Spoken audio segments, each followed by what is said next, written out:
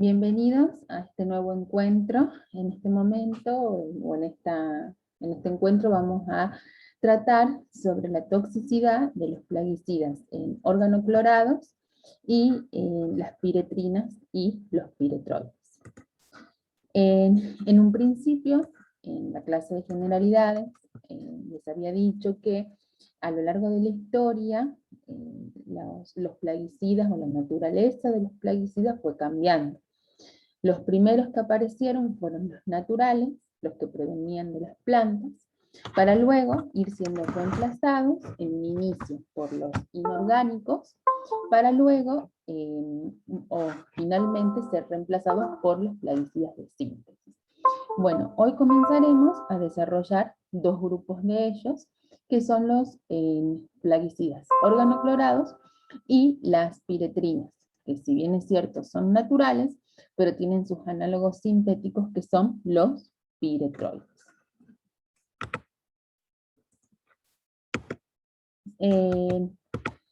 Con respecto a los plaguicidas organoclorados, hay dos personajes en la historia que son muy influyentes en el nacimiento y en la progresión del uso de estos plaguicidas. Por un lado, Paul Müller, que fue un químico suizo, que fue el que sintetizó por primera vez el DDT, y es muy llamativo porque Paul Müller ganó el premio Nobel de Medicina porque su hallazgo del DDT permitió contrarrestar la epidemia de la malaria. Entonces por eso fue muy llamativo, porque era la primera vez que un químico ganaba un premio Nobel de Medicina.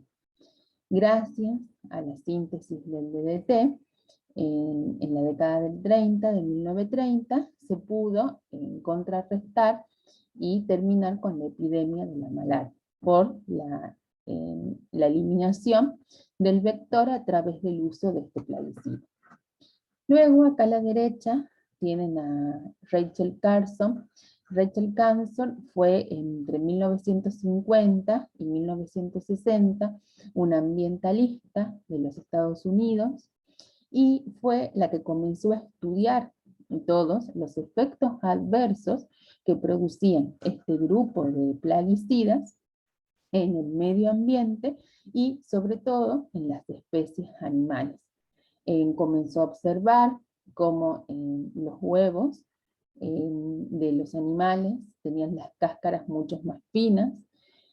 También comenzó a observar cómo se producía la feminización de los machos de las distintas especies, y de esa manera escribió su libro, que hasta el día de hoy es muy conocido, que se conoce como Primavera Silenciosa, en donde ella detalla ahí todas las consecuencias nefastas y los efectos adversos que el uso de estos plaguicidas produjo en el ecosistema. A partir de ella es la fundadora de la EPA, que es la agencia de los Estados Unidos que hace el control ambiental. La EPA fue fundada por Rachel Carson. Bueno, acá les sintetizo un poco de la historia. El DDT, esta es su estructura química, es dicloro, difenil, tricloroetano. Fue un insecticida muy utilizado, y luego, con Rachel Carson, en 1962, se comenzó a retirar del mercado al observar todos sus efectos adversos. En la Argentina, el DDT es retirado por decreto, tanto su uso como su importación, en 1990.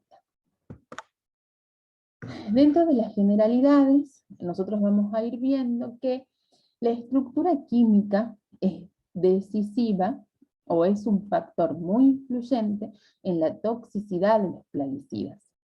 Vamos a ver que este grupo de compuestos es muy heterogéneo. Si bien es cierto, todos tienen la particularidad que contienen en su estructura átomos de cloro, que es lo que le da la estabilidad, pero tienen estructuras químicas diferentes, lo cual hace que su toxicidad sea diferente.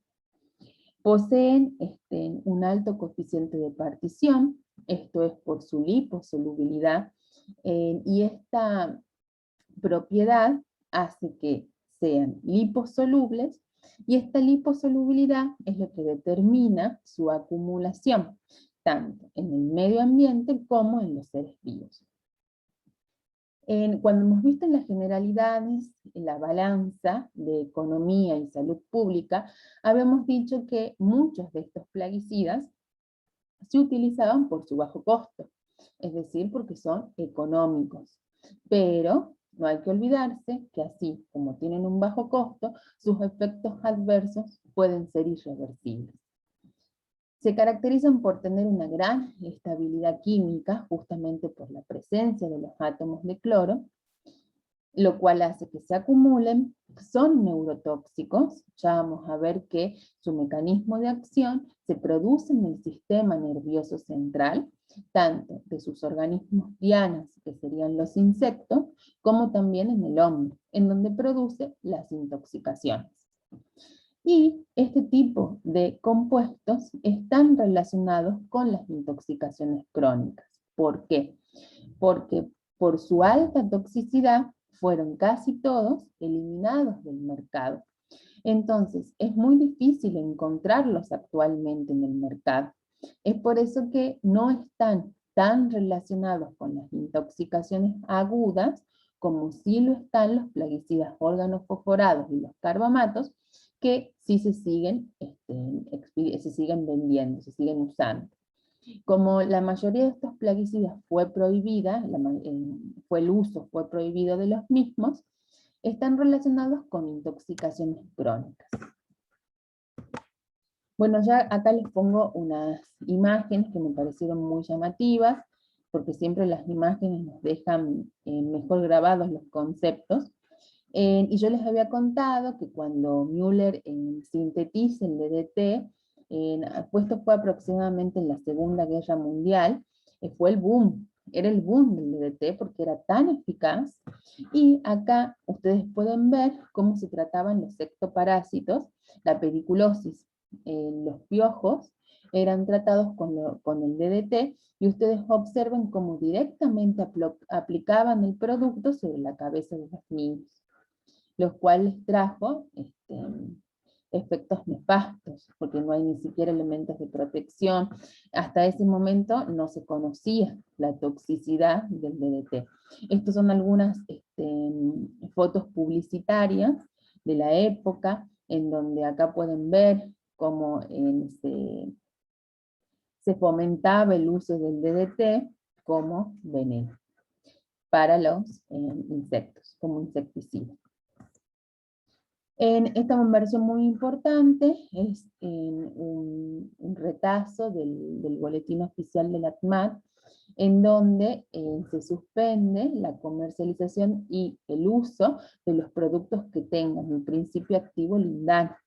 Porque yo les había dicho que el lindano, entre sus propiedades, también es muy utilizado para la pediculosis, porque produce la eliminación de los ectoparásitos.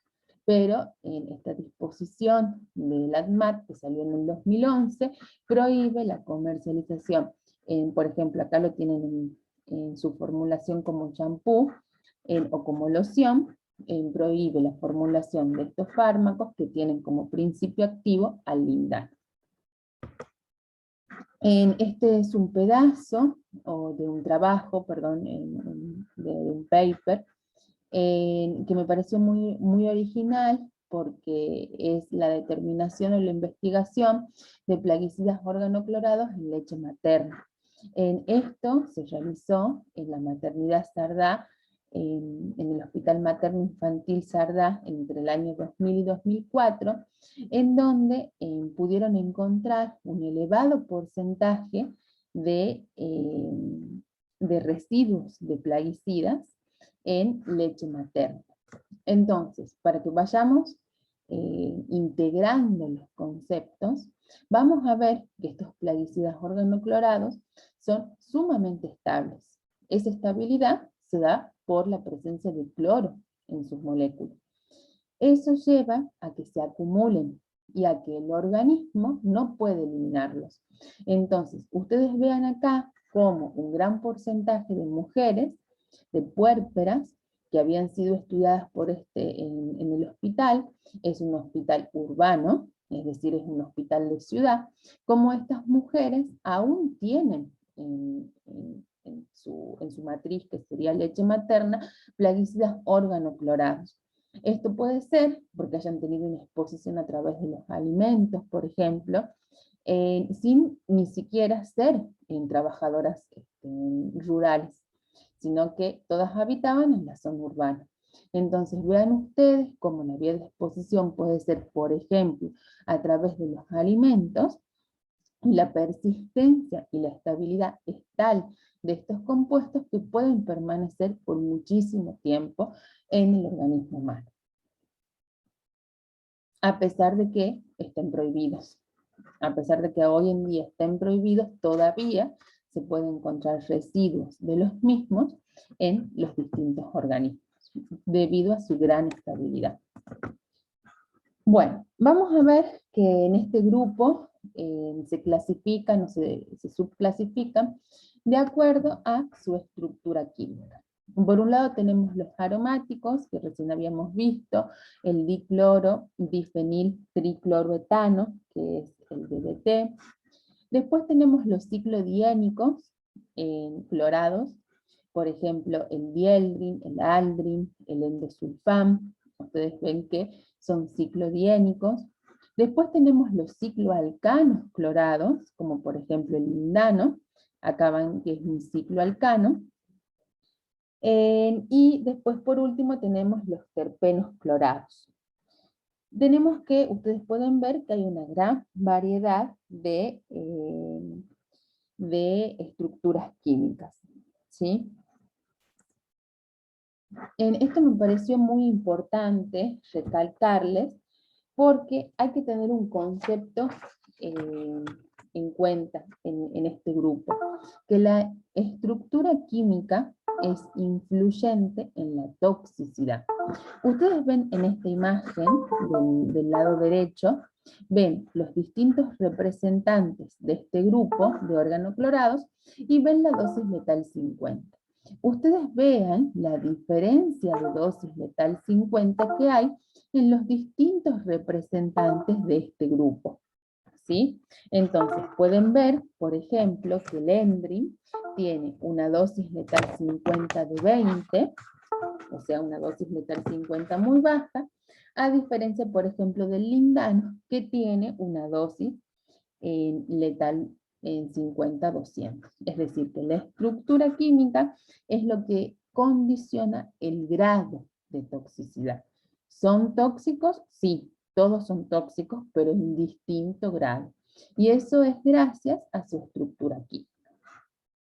En esta imagen de la izquierda me pareció muy importante mostrarles, porque ahora vamos a comenzar a ver en este grupo de sustancias tóxicas los isómeros o los estereoisómeros. Y vamos a ver cómo una sustancia, en este caso un plaguicida, puede tener distintos isómeros y los mismos pueden tener distinta toxicidad.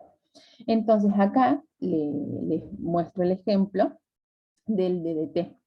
La formulación del DDT tiene una mezcla de dos isómeros. El para-DDT, que es el que se encuentra en mayor proporción, y el orto-para-DDT, que es el que se encuentra en menor proporción. Aproximadamente es una relación de 80-20. Entonces ya vamos desde un principio en que en la formulación hay distintos isómeros. Y esos isómeros también tienen distinta toxicidad. Vamos a ver que el para-DDT es el que se transforma o se degrada durante la síntesis del plaguicida en para-DDE. Este era dicloro, difenil, tricloroetano, y este es dicloro, difenil, dicloroetileno. Bien, entonces ambos se transforman en sus subproductos, que son el para-DDE y el orto-para-DDE durante la síntesis del plaguicida. ¿Qué nos quiere decir esto? Que en la formulación también podemos tener restos de para-DDE, ¿sí? Porque son productos o subproductos que se forman durante la síntesis del principio activo. Y a su vez después tenemos el para-DDE, que es el dicloro, difenil, dicloroetano, acá se pierde un átomo de cloro, que estos son productos de la biotransformación. Es decir, estos son productos de la biotransformación en el interior del organismo. Entonces veamos, ¿y por qué es importante este concepto de distintos isómeros de una misma sustancia? ¿Por qué? Porque tienen distinta toxicidad, y además de ello, por lo que hemos visto en las generalidades de los residuos de plaguicidas. Habíamos visto que el LMR, que era el límite máximo de residuos de plaguicidas en un alimento, no era solo el principio activo, sino era la determinación del principio activo y o sus metabolitos.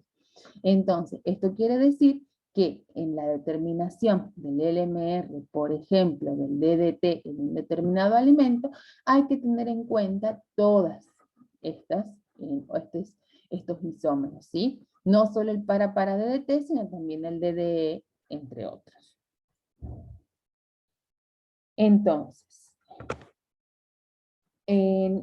hablando de las generalidades, esto es un resumen, tienen una amplia distribución en el organismo, ya hemos visto cómo también pueden ser eliminados por leche materna, al atravesar la placenta hay una exposición intrauterina y perinatal, tienen un escaso metabolismo, se biotransforman, sí, pero esa biotransformación es muy lenta. ¿Por qué? Porque es muy difícil biotransformar un compuesto que tiene cloro. Entonces, esa escasa biotransformación hace que tengan una baja biodegradación y se acumulen, tanto en el medio ambiente como en los organismos vivos. Y eso se debe a su gran estabilidad química, proporcionada por los átomos de cloro. Es por eso que estos conceptos ya lo habíamos visto en el mercurio, y ahora los vamos a volver a repetir. Esa persistencia en el medio ambiente permite que tengan los procesos de bioconcentración, bioacumulación y biomagnificación. De esa manera, estos compuestos pasan al suelo y al agua, de ahí a las plantas y a los animales para terminar acumulándose en el hombre, ¿sí? Aumentando la concentración de los mismos a medida que se va avanzando en los distintos eslabones de la cadena trófica. Dentro de las etiologías de la intoxicación pueden ser, por ejemplo, ocupacional. Acá vamos a ver dos ejemplos en estas dos imágenes de la derecha.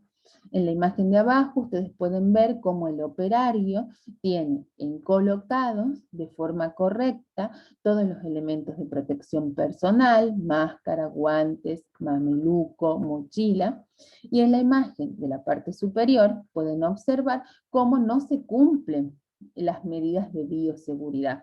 Entonces, de esta manera, seguramente va a haber una intoxicación de etiología laboral o ocupacional o laboral.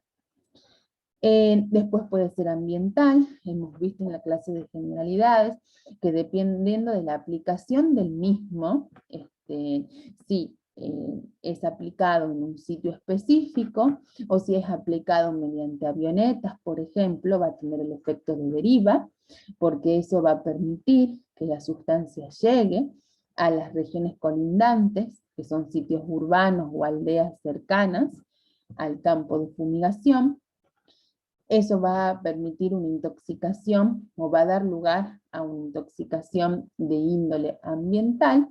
Y por último puede ser accidental, por ejemplo por la ingesta de niños. Yo acá les he puesto una imagen de los envases de plaguicidas Los envases de plaguicidas tienen que ser correctamente descartados, porque muchas veces muchas personas los reutilizan para colocar líquidos de consumo en su interior, por ejemplo agua, y de esa manera se produce una intoxicación, por ejemplo accidental. No hay que olvidar, como vimos en la primera clase, que la intoxicación también puede deberse a las otras sustancias con actividad no plaguicida presentes en la formulación, como por ejemplo los solventes, que son los vehículos o los que permiten la vehiculización del producto. Acá les puse una imagen de cómo es el correcto descarte de los plaguicidas, que hay que hacer con los envases, hay que hacerle el triple lavado, ¿sí?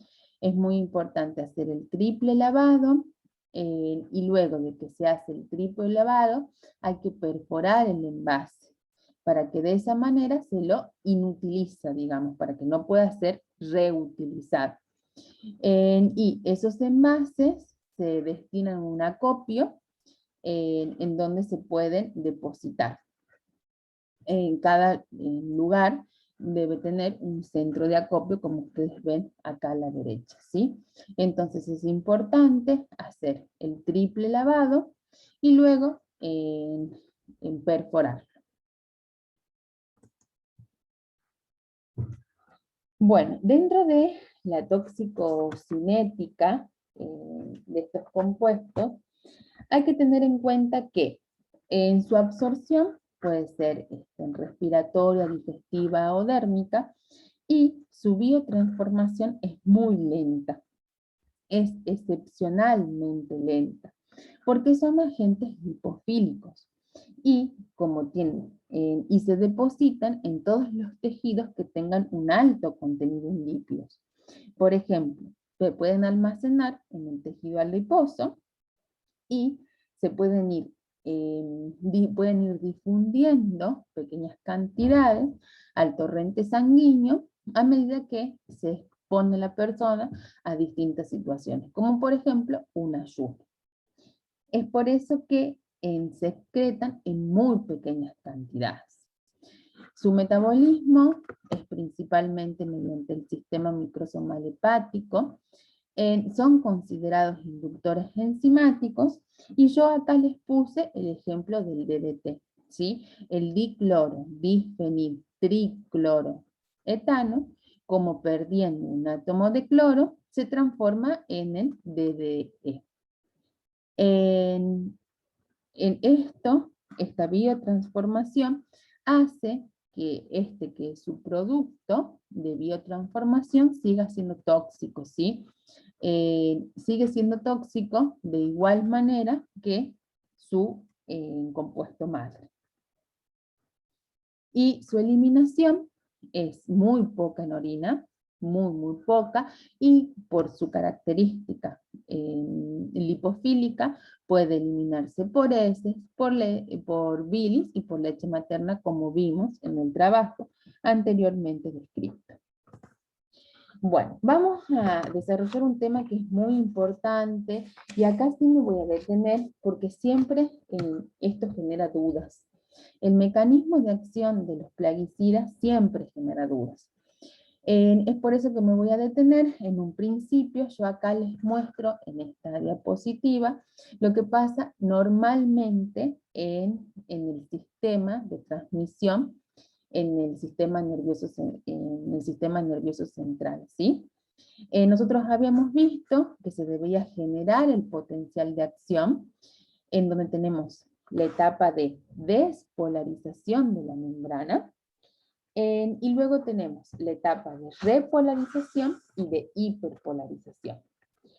Entonces, cuando llega un estímulo a la neurona, ese estímulo hace que el canal de sodio que se encuentra en la membrana se abra. Entonces se produce el ingreso de los iones sodio al interior de la célula. Entonces, cuando se produce esa apertura del canal por el estímulo, ustedes ya saben perfectamente que llega hasta un umbral en donde se produce el potencial de acción. Bien. Luego se produce la repolarización. ¿Por qué? Porque este canal es cerrado. Entonces se produce la repolarización donde ya no se permite el ingreso de los iones sodio. Y a su vez, paralelamente, se abren los canales de potasio permitiendo la salida de potasio. Entonces, de positivo pasamos a negativo. Y por último, o sea que es fase ascendente despolarización y descendente repolarización. Y luego tenemos un periodo refractario, que es un periodo de hiperpolarización, en donde la célula no responde a un estímulo. Entonces, acá no se genera un nuevo potencial de acción. ¿Bien? Entonces, ¿por qué les muestro esto? Porque este canal de sodio es uno de los dianas del mecanismo de acción de los plaguicidas organoclorados. Vamos a ver cómo. Entonces, ¿qué es lo que hacen los plaguicidas organoclorados? Impiden la repolarización de la membrana, ¿sí? No llega a producirse la repolarización de la membrana. Entonces se lleva a un estado de excitabilidad continuo de la neurona y del sistema nervioso central. Y por eso se producen esos efectos. Entonces, ¿cómo hace esto? Porque actúa, esta es la neurona, y vamos a ver los distintos sitios en donde actúan los plaguicidas organoclorados. En un principio, disminuyen el transporte del potasio a través de los poros. Entonces, acá actúan, el potasio no se transporta, es decir, que no sale de la célula queda positiva y no se produce la repolarización. En un segundo lugar, retrasan el cierre de los canales de sodio, ¿sí? Acá actúan, a este nivel. Entonces retrasan el cierre de los canales de sodio y el sodio sigue entrando a la célula. Entonces no se llega nunca a la etapa de repolarización. Por otro lado, su tercer diana dentro de la neurona es porque inhiben a la bomba de sodio-potasio ATPasa y también a la bomba de calcio-magnesio ATPasa. ¿Qué pasa? Cuando está inhibida la bomba de calcio, magnesio, ATPasa, se produce un aumento del calcio intracelular. Ese calcio intracelular se une a la calmodulina y esto aumenta la liberación de neurotransmisores. Todo esto lleva a un estado de hiperexcitabilidad del sistema nervioso central. Entonces, todo esto reduce la tasa de repolarización y aumenta la sensibilidad de las neuronas a estímulos pequeños. Y esto es lo que lleva a la producción de los temblores y de las convulsiones, que son efectos producidos por la exposición a estas sustancias. Este mecanismo de acción es compartido por el DDT y sus análogos. Por otro lado, tenemos a los otros representantes de este grupo, que son, por ejemplo, el lindano, que si bien actúa a nivel del sistema nervioso central, pero su diana es otro.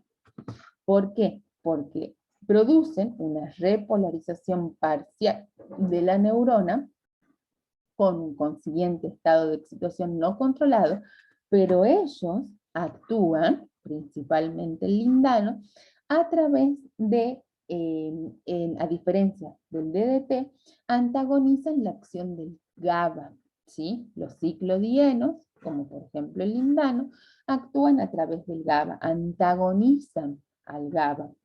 Entonces, usualmente lo que hace el GABA es induce la captación de cloro. Entonces, al ingresar el cloro a la neurona, se produce la repolarización. Como esto está inhibido, porque el lindano antagoniza al GABA, entonces este pasaje de cloro está inhibido, entonces de esa manera, al no ingresar carga negativa, no se produce la repolarización, o lo que se conoce es como una repolarización parcial. A su vez, también este tipo de plaguicidas actúan inhibiendo la bomba de sodio-potasio tepeasa y también la tepeasa de calcio-magnesio. Entonces se acumula calcio intracelular y esto es lo que promueve la liberación de neurotransmisores al espacio sináptico. Entonces, esto hace que se produzca una propagación del estímulo en el sistema nervioso central y lleva a ese estado de excitabilidad. Entonces, estos son los lugares propuestos o los sitios de acción propuestos para este tipo de plaguicidas organoclorados ciclodiénicos. Entonces, intervienen en el flujo de cationes a través de la membrana neuronal y todo esto lleva a un estado de hiperexcitación. A diferencia del DDT, el GABA no produce temblor, solamente convulsiones. En cambio, todos los demás, que son del tipo como DDT, producen temblor y crisis convulsiva. El lindano no, solamente produce convulsiones. Bueno, en cuanto a la toxicidad, las intoxicaciones agudas son muy poco frecuentes. Son poco frecuentes, ¿por qué? Porque ya habíamos visto que la mayoría de ellos están prohibidos, y estas se deben principalmente a la hiperexcitabilidad, tienen fotofobias, convulsiones, y los síntomas aparecen varias horas después, entre 24 a 72 horas posteriores a la exposición. Lo que sí es muy frecuente es la intoxicación crónica con este grupo de sustancias. Actúan en el sistema nervioso central, en el corazón, pueden producir diarrea, cloroacné por la presencia de cloro, alteraciones hematológicas y también pueden producir esterilidad, son teratogénicos. Y acá viene un concepto muy importante, y es que este grupo de sustancias actúan como disruptores endocrinos.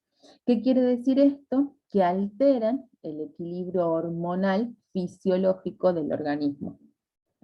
Son sustancias que interfieren de forma directa o indirecta en el mecanismo de acción de las hormonas, ¿sí? Ya sea porque las mimetizan o porque las antagonizan. Por ejemplo, vamos a ver, por ejemplo, con los estrógenos, muchos tienen tratan de imitar, los órganos clonados tratan de imitar o de potenciar la acción de los estrógenos, regulan la tasa de su síntesis o directamente pueden afectar el transporte de los mismos. Las proteínas transportadoras de las hormonas se ven afectadas, entonces las hormonas no llegan a su sitio diana para ejercer su mecanismo de acción.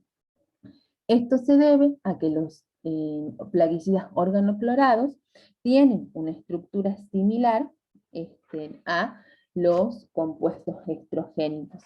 Están muy relacionados, por ejemplo, con la aparición del cáncer de mama, y esta parte de disrupción endocrina, por ejemplo, ha sido muy estudiada con el uso del endosulfán. Tratamiento no tiene un antídoto, solamente las medidas generales de descontaminación. Y por último, el tratamiento sintomático para las convulsiones, como por ejemplo con el diazepam. Esto también me pareció muy importante, que es el convenio de Estocolmo acerca de los compuestos orgánicos persistentes. Si bien es cierto, la docena sucia fue en un principio, ahora ya se aumentaron muchas sustancias, porque a medida que van pasando los años se van aumentando más sustancias en este grupo de compuestos que están prohibidos. Tenemos, por ejemplo, el caso del endosulfán. Yo les puse este ejemplo porque, bueno, si bien es cierto, el endosulfán está prohibido, ingresó en la lista de los compuestos prohibidos por ser orgánicos persistentes en el convenio de Estocolmo en el año 2009, pero hay algunos países que lo siguen usando. porque hemos visto que este tipo de compuestos son económicos. Entonces esto hace que algunos países los sigan utilizando, como por ejemplo la India. Y es un disruptor endocrino tan altamente tóxico, está muy relacionado. Se ha visto que en todas las zonas, en donde por ejemplo, en las zonas de cultivo de castañas de cajú, que eran, cuyos campos eran tratados con este representante, con el endosulfán, se vio que las personas que vivían en esas regiones presentaban problemas hormonales. Se retrasaba la madurez sexual, porque justamente son sustancias estrogénicas, el endosulfán, y se producía muchísima incidencia de criptorquidia, sobre todo en los niños y luego en los hombres que habitaban estas regiones. Cuando se los estudió, se observó un alto nivel de endosulfán en sangre y muy bajos niveles de testosterona, justamente por la característica de disruptor endocrino que tiene el endosulfán. Con respecto a nuestro país, en la Argentina, el SENASA, que hemos visto que era una de las instituciones que se encargaba de regular el uso, la comercialización y la distribución de este tipo de sustancias en nuestro país, a partir de el 2013 se prohibió la elaboración, formulación y comercialización y también la importación del endosulfán. Es decir, que en nuestro país ya está prohibido porque se adhirió también al Convenio de Estocolmo. Muy bien. Bueno, con eso concluimos lo de los órganos florados. Ahora vamos a ver un segundo grupo, que son las piretrinas y los piretroides. Lo vemos conjuntamente con los organoclorados, porque algunos de ellos son de síntesis, y en segundo lugar porque comparten parte del mecanismo de acción, ¿sí? Bueno, ¿quiénes son? Son un conjunto de compuestos donde su característica estructural es un anillo ciclopropánico y tienen actividad pesticida o insecticida, ¿sí? Este es el ácido ciclopropanoico. ¿Cuál es la diferencia entre piretrinas y piretroides? Las piretrinas son naturales, son las que provienen de la flor del crisantemo, que era lo que hemos visto que en un inicio del uso de estas sustancias eran naturales porque provenían de plantas, y luego, con el tiempo, fueron apareciendo sus alternativas sintéticas, que son los piretroides, ¿sí? Que son compuestos sintéticos o manufacturados, es decir, que no provienen de una planta, sino que mantienen la estructura original de la piretrina, pero se le fueron agregando o adicionando distintos grupos químicos que permitieron que cambie sus propiedades físico-químicas, ¿sí? Pero los piretroides son de síntesis. Acá vemos que las piretrinas son insecticidas de origen natural, de la flor del crisantemo, son degradables por la luz y el calor y son muy poco persistentes. Es por eso que llegaron al mercado los piretroides, que son insecticidas sintéticos, que ya son ésteres del ácido crisantémico, y que esos grupos químicos que se les fueron adicionando le permitieron tener una mayor estabilidad y una mayor persistencia. Por lo general, este grupo de plaguicidas son muy poco tóxicos, ¿sí? Tienen la ventaja de tener una relativa seguridad para los mamíferos, y lo que producen en los insectos es una parálisis rápida, que es lo que se conoce como el efecto de volteo, ¿sí? Es por eso que son muy buenos insecticidas. Actúan a nivel del sistema nervioso central y pueden metabolizarse en el organismo. Dentro de sus características generales son excelentes insecticidas porque producen la parálisis rápida de los insectos voladores. Es por eso que se conocen como insecticidas de volteo. Tienen una baja toxicidad para los seres humanos.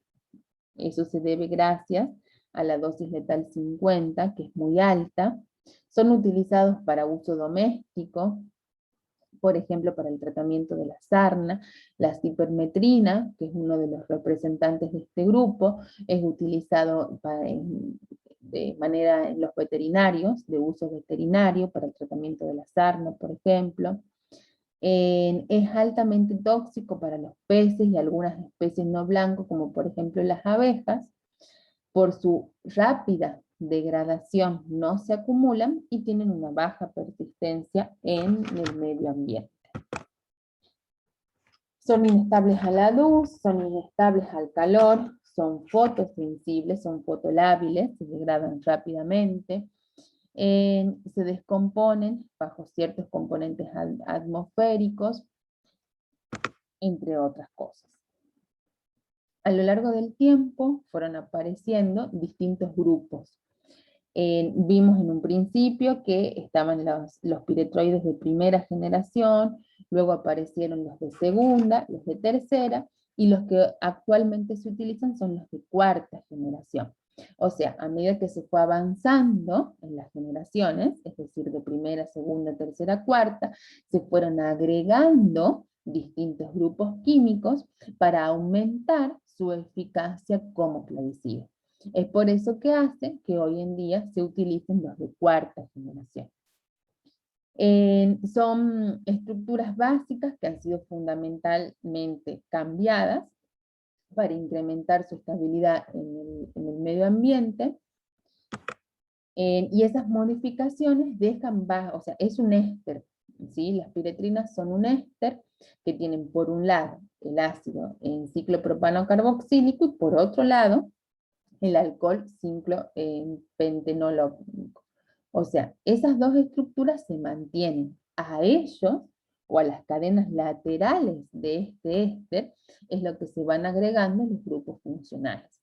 Y se agrega determinado grupo funcional para conseguir determinada actividad.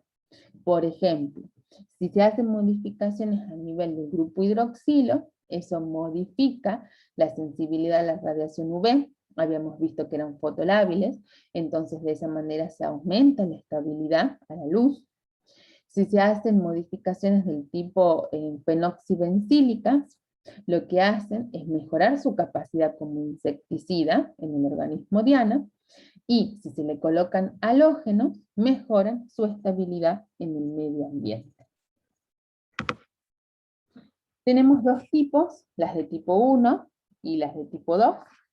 Las de tipo 1 son las que no contienen el grupo alfa-ciano en su molécula, como por ejemplo la permetrina, y las del tipo 2 son las que contienen el grupo alfa-ciano, acá ven, el grupo ciano, en su molécula, como por ejemplo la cipermetrina, la deltrametrina y el fenvalerato.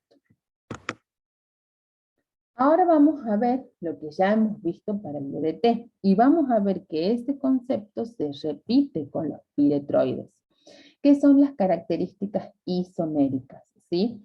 Como tienen carbonos quirales, eso le permite la posibilidad de los estereoisómeros. Y las características isoméricas son relevantes desde el punto de vista físico-químico. ¿Por qué? Porque tienen distinta actividad insecticida y en algunos casos también altera o condiciona su estabilidad. Vamos a ver, por ejemplo, que ustedes ven acá la resmetrina, en donde dependiendo que van a ser insecticidas o no insecticidas, dependiendo de justamente los estereoisómeros. Entonces, la toxicidad depende del isómero considerado.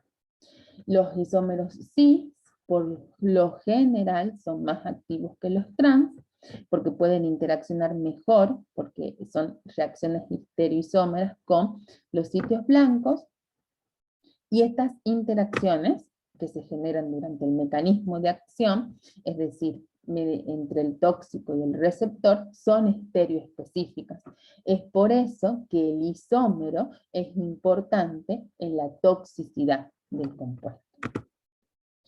Entonces, vamos a ver que acá yo les he puesto que los del tipo 2 liberan cianuro, es por eso que son doblemente tóxicos, o sea, esta modificación aumenta su toxicidad. Con respecto a, bueno, también quiero como que eso también quede en claro, que son muy importantes los isómeros, porque esto también hay que tenerlo en cuenta en el límite máximo de residuos de plaguicidas en los alimentos, ¿sí? Generalmente se determinan o se investigan todos los isómeros. Es importante la determinación de todos los isómeros, no solamente de uno. Por ejemplo, van a ver en la cipermetrina, la alfa o la delta cipermetrina, entonces es importante esto. Con respecto a su toxicocinética, la absorción, la distribución y la excreción no tienen principales modificaciones, pero sí la biotransformación. La biotransformación se produce en el hígado y se utilizan sistemas o vías metabólicas que no son específicas para los piretroides, sino que se utilizan los sistemas enzimáticos que están disponibles en el organismo. Generalmente tienen dos reacciones de hidrólisis y de oxidación, pero luego de esas reacciones también pueden haber pueden seguidamente ocurrir otras reacciones hasta que se completa su eliminación. Generalmente tienen reacciones de fase 1 y las reacciones de fase 2, primero una hidrólisis y luego una oxidación, ¿sí?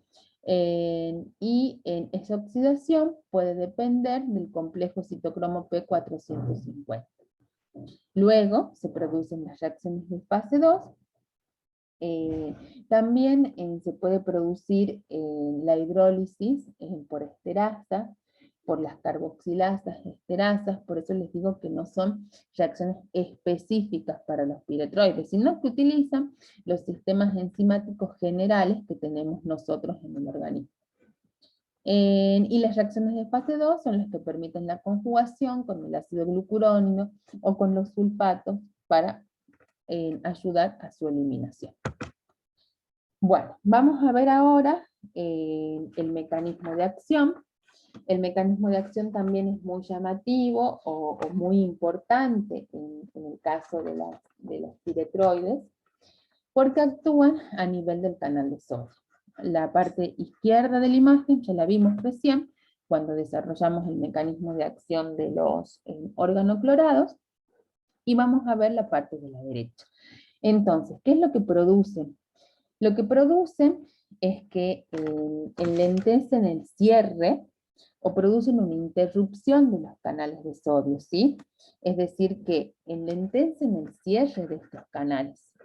Entonces, vamos a ver, acá, que normalmente el canal se abría, se producía una despolarización, que llevaba a la generación de un potencial de acción, y luego el canal se cerraba, ¿sí? Entonces se generaba despolarización, repolarización e hiperpolarización. Cuando los piretroides actúan, lo que hacen es enlentecer el cierre de los canales de sodio. Entonces, al enlentecer el cierre de los canales de sodio, lo que hacen es ese producto de hiperexcitabilidad. Entonces, los canales, al no cerrarse, permiten más paso de sodio al ingreso de la célula.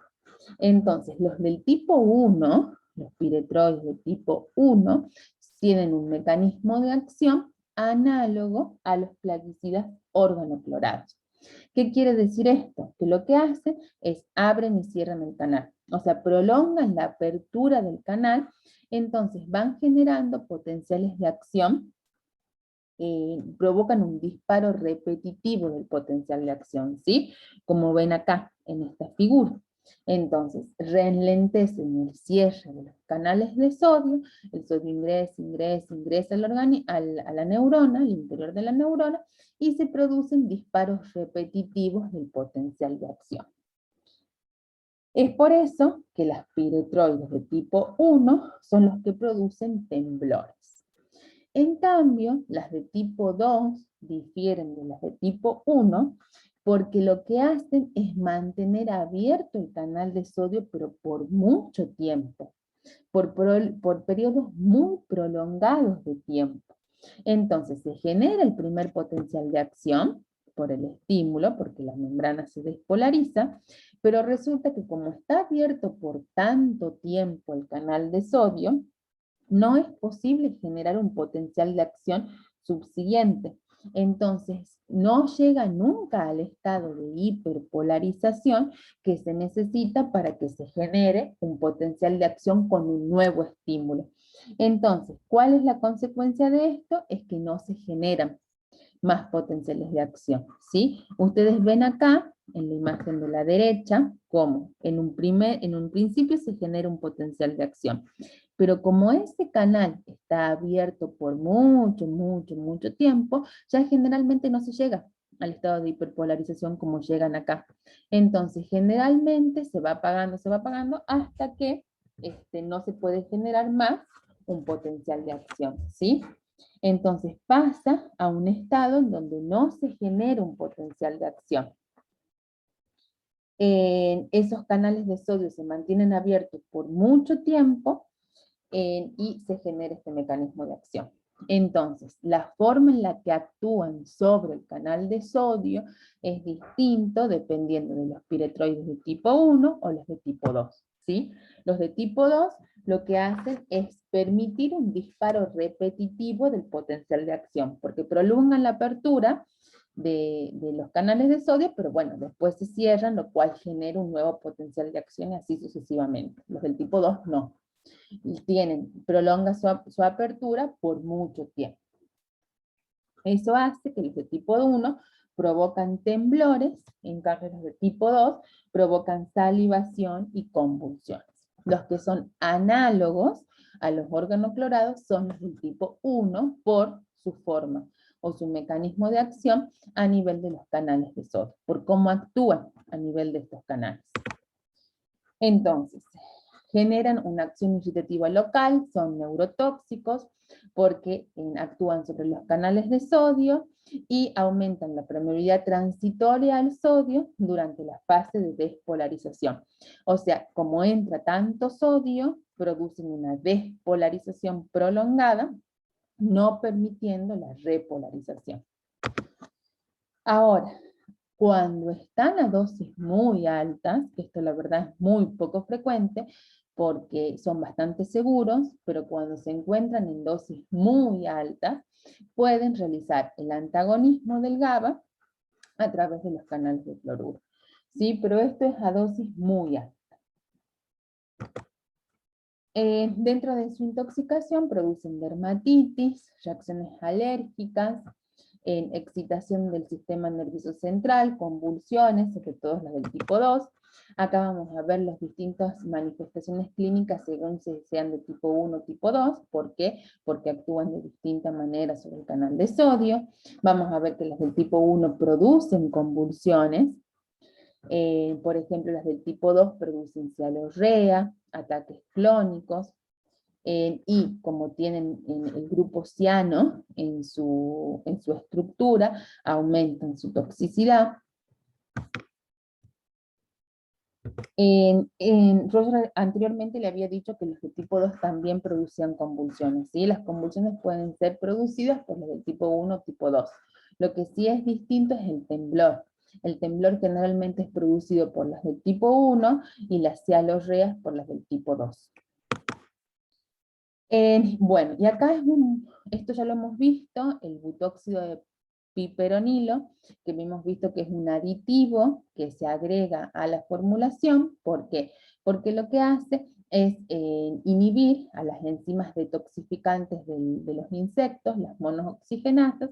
Entonces de esta manera aumentan la eficacia del plaguicida, porque al estar inhibidos los sistemas de detoxificación en el insecto, hacen que el plaguicida pueda ejercer mejor su mecanismo de acción, o en realidad su modo de acción en el insecto, y la eliminación del mismo.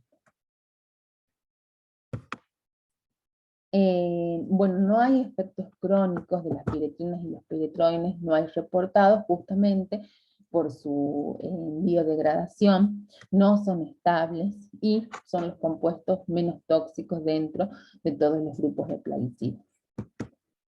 En la descontaminación, el tratamiento es la descontaminación y no tienen antídoto. Al igual que los organoclorados, no contienen antídoto y el tratamiento solamente es sintomático. Bueno, con esta diapositiva terminamos este encuentro, espero que les haya sido de su agrado y nos volvemos a encontrar próximamente en otro video.